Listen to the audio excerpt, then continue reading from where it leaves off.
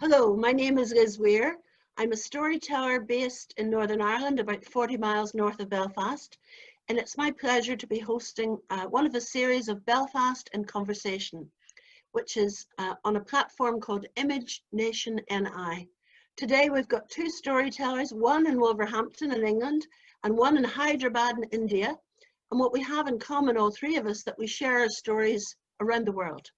So first of all, we have Deepa Kiran, who's in Hyderabad, a storyteller, founder of Story Arts Foundation.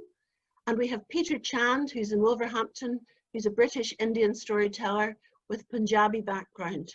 So we're going to have a conversation today looking at a couple of topics of interest to storytellers around the world. The first one is, do the stories we tell reflect the world that we live in today? I'm going to go to Deepa first to hear what she has to say on the subject, then we'll go to Peter, and then we'll maybe respond to each other. So Deepa, you're very welcome.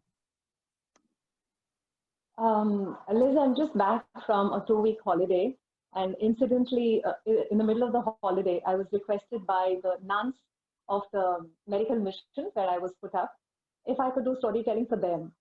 So just before I got back from the holiday, I ended up sharing a story with them, which is the one that I heard from Roger Jenkins, a story from Iran.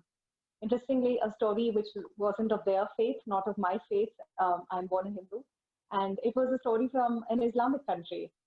And everyone found it so relevant. The Wooden Sword, yeah? A story which is perhaps, I think, a few hundred years old, yeah? And I guess it was the universality of what resonated through the story that just made so much sense for all of us. In fact, I came back with multiple new perspectives for the same story, thanks to our discussions. So I would say that there is possibility for the stories we tell to be relevant today and to reflect the world we are in today. And in fact, the Wooden Sword is really about the COVID times. It's about taking day after day, I have my faith, all will be well, yeah. So I think the possibility does exist. How much are we harvesting that is something that we could discuss the question. Yes, indeed. And Peter? Yeah, I've got a sort of mixed response, I think, to that same question as well. I think on one part, as a traditional storyteller, obviously I tell stories that I think are relevant today and are still alive and contemporary because we're still telling them and they mean something and they have meant something for generations, preceding. But at the same time as well, I also think about young people and about where are the young people who are telling their stories? Why are they not going into storytelling? Why do we not see young teenagers going into storytelling?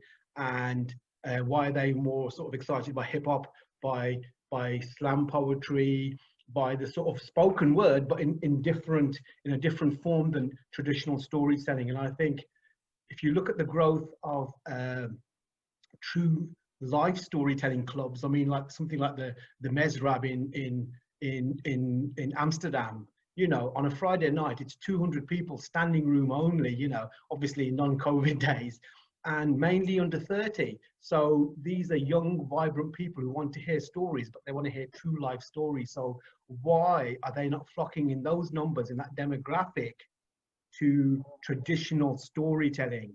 And I think a lot of the time is that, and I include myself in this, is that storytelling by its very nature is metaphoric. We talk about analogy a lot of the time. And I think sometimes a lot of these youngsters in the days and the times we live in do not have the time to necessarily want to process. They sometimes want the story straight and instantaneous, and I get that completely. If I was 15 years old, I wouldn't necessarily want to sit there trying to unravel metaphor and might not even have the life experience to do that at that age. So my perspective is from both sides. From a traditional storyteller, it might be contradictory, but also from where are the young, especially urban, working class practitioners or potential practitioners, where are they in the storytelling world? So we need to find space for them if they want the space, that is, so that's the kind of thing. Perhaps if we could explore that a little bit, that'd be brilliant. Thanks, Liz. My comment on that would be that whenever we tell stories to the teenagers in school, they respond really well. They love the stories. But I think one way to go is to get people to explore their own backgrounds. The other night I was on with America, and we had two young Indian storytellers, one from Florida. She was Seminole, 17 years of age, and she was so into the stories from her own culture. So that's maybe one way to go to help them to do projects that I've done, where we collect stories from elders and get the young people to retell them. But I think the young urban kids are going more towards comedy now. I think that's what's attracting them. It's very direct. Deepa, would you like to follow up on that? So I have two teenage boys, and this summer I've spent doing, I think, about 4 batches, which is at least 15 children. I've done workshops with the teenage group, most of the children between 11 and 15. And we worked with stories and yoga and reflections. These were workshops, not just performances, and leading to possibilities of performance. What I agree with Peter that we need to create that space where the traditional becomes accessible. Yeah, we need a bridge. But when we offer the bridge, they just come full on, you know, they're just with us. And I also find that especially in a workshop mode, it's very exciting for them, because when you leave the story open and it's all about, so what do you think? What is your reflection? What would you have done if you were this character? You know, how would you respond? What are the connections with your life that the story brings to you? I think those kind of extension of the metaphors, of the analogies, are something that my experience, particularly, I would say this summer, and I taught literature at the Tata Institute of Social Sciences for 3 years. So again, with those set of students, I taught about 3 batches of 150 each. These are undergrads, second-year undergrads. Again, it was the same experience where they get drawn to it when they find you help them, when you are able to help them make that bridge between literature and reality. That excites them, and when they enter that space, they come back with such fantastic insights, and they're so ruthless. They're very ruthless in their observations, which is very interesting. And as my yoga teacher says, you know, it's nice to catch them at this stage, because they're deeply philosophical before love and marriage and work has happened. Indeed. Yeah. So, yeah. Squeezes the philosophy out of them. Yeah, well, what I was going to say, Peter, was that I have watched you combine music with the stories, and that really gets to the work you've been doing with the music. Maybe there are people listening to this that have no idea that sort of fusion takes place. Yeah, it's a piece that I wanted to create for some time called Tongue Tied and Twisted, and so I was approached by a great organisation in the Midlands who I've worked with quite a few times, called Black Country Touring, and it was a very rare kind of sort of quite an exciting proposition when you're asked as a storyteller, is there anything that you want to work on? Is there anything you want to create? I mean, that's lovely when that happens. And I said, yeah. I said, I've been collecting stories in the Punjab from my family for some years, translating them into English and then sharing them around the world. But my parents are no longer here, so there was generations of people that came to Britain from India to the subcontinent in the 60s, 70s, and they had stories with them. You know, when they came, they had traditional folk stories with them. So I said, wouldn't it be great to collect stories from them that they brought with them, but then tell them with a DJ mixing live, who's also interpreting those stories. And as soon as I said that, straight away, and I'll be eternally grateful for Black Country Touring, they said, brilliant. They gave it the legs, they found the funding for it, the support for it. And we're still touring with it now. We're doing it in a few months' time, you know, once the lockdown is over. And it's so what I've done is, it's my nephew who's a music producer and DJ. He's 26, 27, so he's the next generation down. So it was purely multi-generational. So it was the elders in their 70s, 80s and 90s. It was me, the next generation down, and then him. And right from when we worked together, I said, we don't want this to be pop Bhangra Bollywood. We don't want it to be just emphasizing a satar between the stories. That's been done to death.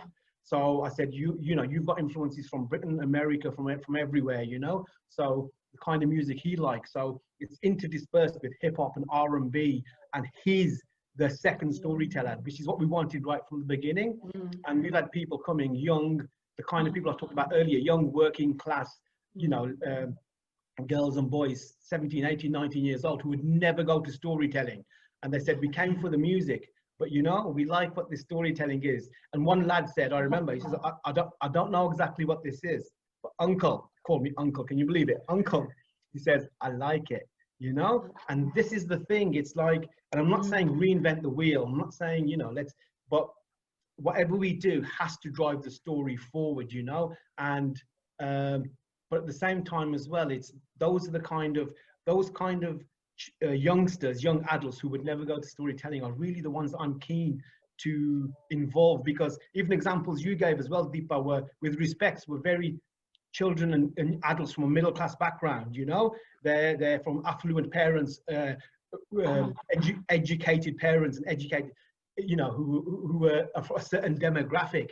Now, I'm not saying there's anything wrong with that. Of course there are, because that's 99% of my audience. Yes. I'm not disrespecting those, but what I'm saying is that when we do go into primary schools in diverse areas or mixed areas or secondary schools, there's a spirit there in the way that they vocalize themselves, in the way that they have a relationship to language that is so far removed from what we do, and yet it's so exciting when it's done well. Just like storytelling is exciting when it's done well. And I think if you could bring those two elements together, you could create something magical and something that is honest, you know? And that's I think is very much, there's an opportunity there. And that's what something I've started collecting and making an archive of my stories now, an audio archive.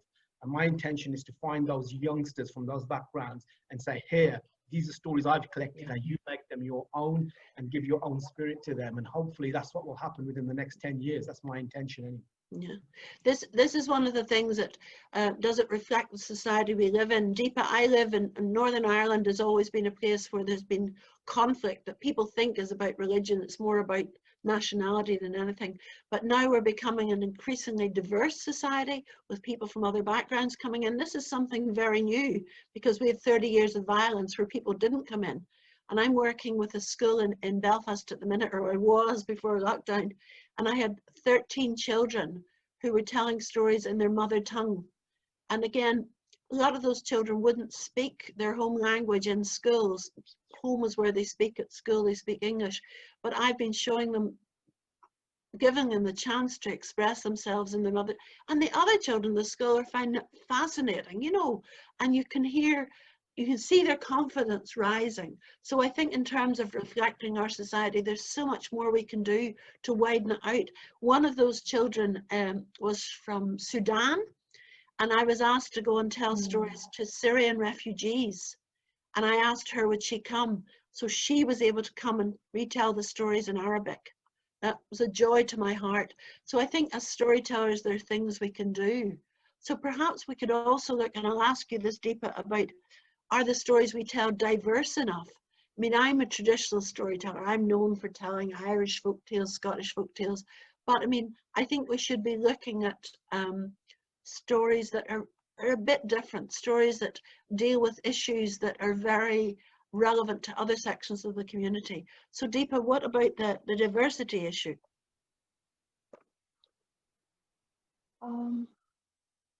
I think we, as I read your question, you're asking whether are we making choices, you know, to access those kind of diverse stories, because certainly they exist, as you did mention. There are platforms for both, yeah. I guess we do have, again, I tell a lot of the Indian stories. My style is also inspired by the Indian tradition, so I tell with the music and dance. So there are stories from our classics, the ancient texts. Having said that, yeah, with a background in science, with a background where I have been working with organizations that are concerned with the environment. A recent project was with the judges of the High Court, another with inmates in the jail who were selected to make the illiterate prisoners literate. Yeah, so how could they use storytelling to work with the others? Birdwatcher Society. So I opportunity. Sometimes we really have to wait for the opportunity also to be Indeed. able to challenge ourselves the way we'd like to. And if we are doing, yeah, it does require research. It requires a lot of support to be able to put together a comprehensive range of stories, which are not just our collection from our traditional Yes. source, but they are explorations, they are experiments. Yeah, I have found that inevitably they do succeed. Whether it is an audience that is young, whether it's an audience that's old, whether it's an audience that has a specific concern, we are able to reach them. My space has been trying to bridge stories that are relevant to their context and the traditional stories that I know, and see what can we do with both. Because somehow I do go back to traditional stories, yeah, just weaving in those, and those experiments have been quite interesting, and there's been a lot of learning from the audience themselves, from the context, and apart. Sorry. Yeah, there's been a lot of learning from the audience, from the organizers who put you onto a project like this, the kind of research support they give you, the literature support they give you access to, which you otherwise may not have, I think plays an important role. And also presentation. I'm beginning to understand over the years with experience that just taking a content which fits into a diverse context will not suffice. The presentation has to change as much. So if we are working with migrant laborers in a rural residential school, somewhere in a village in Tamil Nadu, obviously not just your content, how you present it, maybe the language of presentation, choosing the right interpreter, all of those will also contribute to making the the richness of the diversity, or the completion or the purposefulness of the project would be more achievable. Before I bring Peter in, I want Peter, if you would speak to us. Many of the people who are listening into this conversation would just have certain, I think, thoughts of what storytelling is. You know, we're sitting there as a group of small children. Nadeepa has already talked about telling in prisons, telling to migrant workers. We could list off, so it'd be interesting maybe for you to expand a wee bit about the different audiences that we have, because I know as storytellers, what I do when I go into, as I used to go in and tell stories to political prisoners, for example, or if I'm telling to tour guides, or if I'm telling to people with dementia, as I was doing online today, we have very different audiences and we have to adapt, as Deepa said. So Peter, maybe you'd give us a rundown on that, about some of the varieties that we have to deal with. Yeah, I think you're right. A jobbing storyteller who is out on the road, I mean, their average day can be just so vast. Like, it could be an infant school one day, it could be like working with tour guides, like you said, the next day. It could be working in a multicultural setting the next day. It could be training. It could be training prison officers. I've worked with hair salons, getting them to use storytelling to train their temporary staff at Christmas when it gets really busy, crazy, you know. And like this afternoon, I was sort of working on a new project with Black Country Touring again, called Dial a Story. Today, I was telling stories live on the phone to people. A gentleman in his 80s, you know, and a really strange thing happened. He sort of, I knew from his name he was Punjabi, so I said to him, I said, hello, I said, my name is Peter Chand, and then I hadn't done this with any of the clients yet over the 3 days, and I don't know why. I said, but my real name is this, and I told him my real name, and I said, you can tell us. Yeah, I said my real name is Sashil Chand, and he said, Sashil, and he said, I'll tell you, when I came here in 1960, he said, I did a course for a year. He says, you know, I was lucky enough to be educated in the Punjab and in Delhi. He says, and I got a job in a chemical factory. He says, quite high up. He says, and the first day I met my team, and I said to the guy, he says, this is my name, you know. He told him his name, like, you know, in Punjabi, and the guy said, oh, can I call you Mark? And he said, no. He said, this is my name. And he said, listen, he says, write it down on a piece of paper. And he write down a piece of paper. He says, put it in your pocket. He says, and if you ever forget my name, he says, just take it out. He says, and then you'll remember my name. He said, right from the day one, I said, I'm not going to change my name. I'm not going to anglicize my name. And I thought, this is really interesting, just from that one remark, and I don't even know why I said it, is that, hello, I'm Peter Chan, but my real name is this. It's suddenly, he went back, sort of, like to 50 odd, 60 years. And this is what happens from one story, another story develops. And I think this is, you must get it. You guys both must get it all the time. People say, oh, as a storyteller, you must be talking a lot. You have to be able to talk and sort of vocalize. Of course, that goes without saying, but as we know, you have to also, this is more important. You have to listen to the stories that are coming back. And I think that's part of this diversity that we're talking about, and the kind of the breadth of work. I mean, whether you're a therapeutic practitioner who uses storytelling, to sort of connect with your clients, or whether you're working with refugees and working with people who suffer with a lot of trauma, it's the application of storytelling is so vast and wide. And myself, very quickly, if I can say, I think there's also two very distinct areas of performance that we very, very much get mixed up. And I think we get mixed up with the performance of being on a stage and telling an hour-long story, which is completely valid and completely what we do, but then that is completely different to an hour being in a community setting. And that application of the storytelling in that community setting is completely different and if you use the same head as you do on stage, which I have seen people do sadly, in that community setting, whew, you're in trouble, See, So, you're just reiterating what Deepa has said, and you have to adjust. People who know me know that the very words performance storyteller drive me round the bend, because if I'm dealing with 6 old people in a small context, or I'm dealing with 400 people on the stage, I'm still me. I adapt what I do, but I don't call myself a performance storyteller. That's right. How we've had to adapt, storytellers have had to adapt during lockdown, during this time of COVID. I mean, this afternoon I had 7 people who are living with dementia online. I've been with them for about 6 weeks now, and it's working remarkably well because they're in the safety and security of their own homes. When you bring them out somewhere that they don't know where they are, they don't know, but they're quite, and actually the sessions are going better. We're not there directly, and I'll always say live storytelling is the best, but for that particular group of people, that's working. Last week, I had a summer story camp, the week before, with 10 children online. And again, they were in their own homes, their parents were with them. They were actually less shy talking to me, because young children, you put them on the screen and they're just looking at the screen immediately, So it's very strange in these times. And even the fact that we're sitting here talking from Ireland to England to India, amazing times. I brought with me this. The first thing my mother bought when she got off the boat in 1937 in Bombay, as it then was, and I've still got it. So I have very strong links, as you know, Peter, to India. Yes, so yes.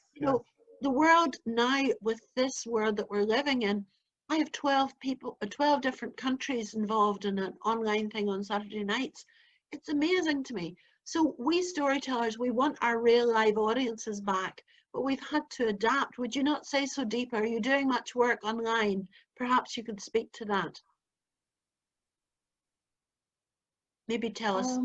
Yeah, I agree. We've got to adapt, and I completely agree with the idea that it's so much about listening. When it's not a show. The agenda, I guess, of telling a story when it's a community setting or a space like that is to just be the trigger, to be the catalyst for the rest of them to perhaps just discover their stories, to acknowledge that they have stories, and to find that we are holding space for those stories to be shared, to be exchanged. Yeah. And I just want to complete the diversity that we were speaking about. I work with a good friend who's a CODA, which is CODA is CODA, Child of Deaf Adults. So her parents are both hearing impaired. So her mother tongue is Indian Sign Language. And she's the technical director of Deaf Child Worldwide. And we've done projects together where we work with the hearing impaired.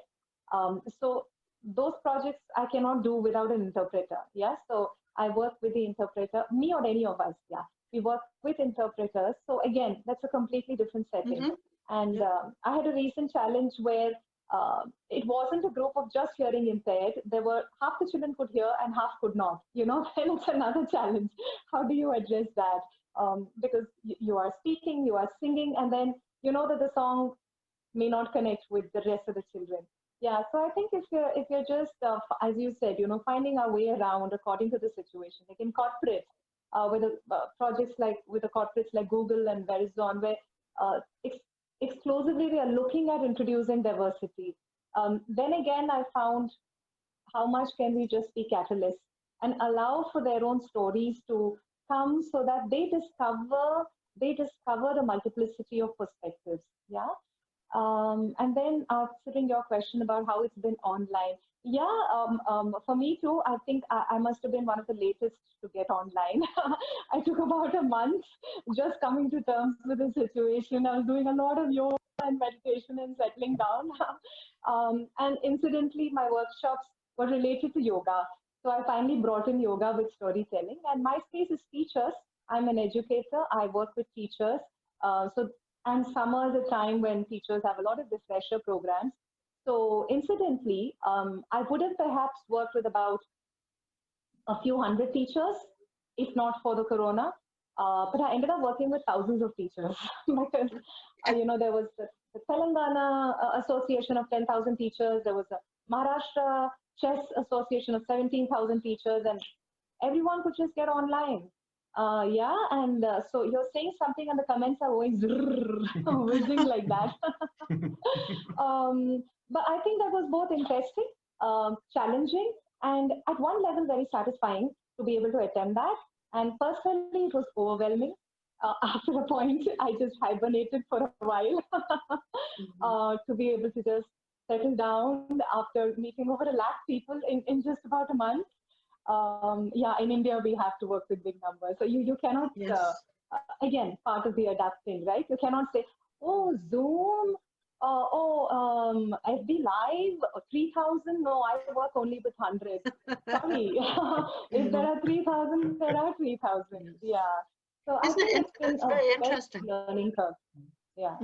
I think even in terms of, I've been doing staff training for Libraries NI, I'm the storyteller in residence, and there's always an issue of people getting out to meetings and travel costs and so on. So, in the last, 2 weeks, I've trained about 70 staff, which I could never have done in reality because they could never have all got to the one place or got off work and so on. So in that way, we're coming almost to the end of our conversation.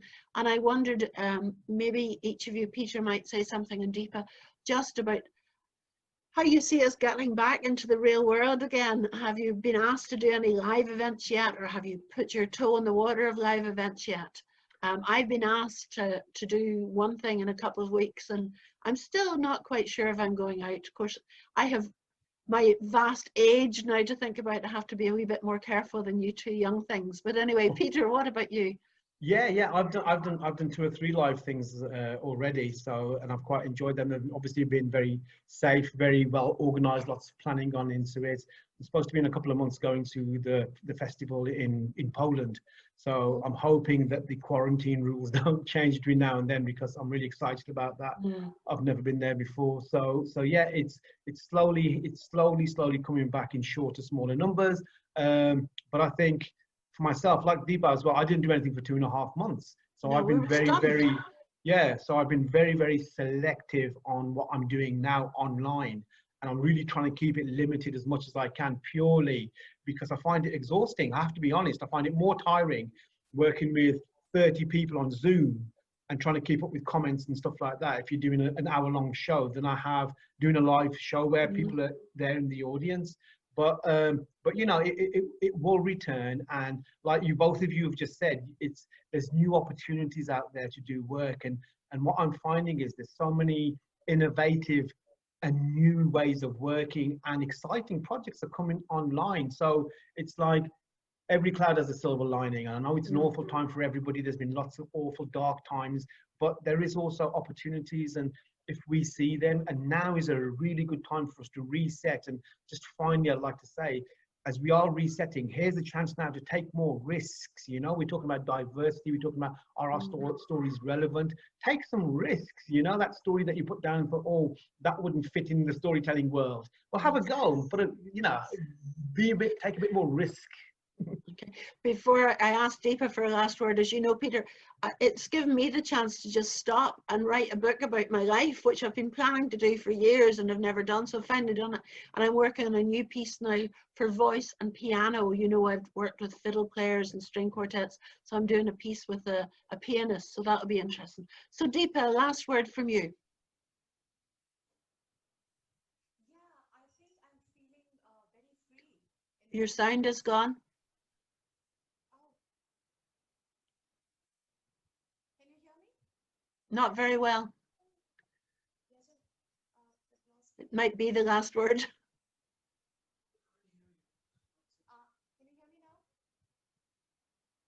you hear me now? Frozen a little bit. We're probably going to have to bring the conversation to a conclusion. It's maybe the best way. I'm sorry. There you are. You've come to again. Can you talk now, Deepa? Can you hear me? Not very well. Listen, I'm going to bring our conversation to a close, but thank you very much from Deepa in Hyderabad, from Peter in Wolverhampton. Thanks very much to ImageNation NI, and we'll bring this Belfast in conversation to a close. Thank you very much indeed. Bye-bye, everybody. Thank you. Okay, bye-bye. There we go. Hold on one tick.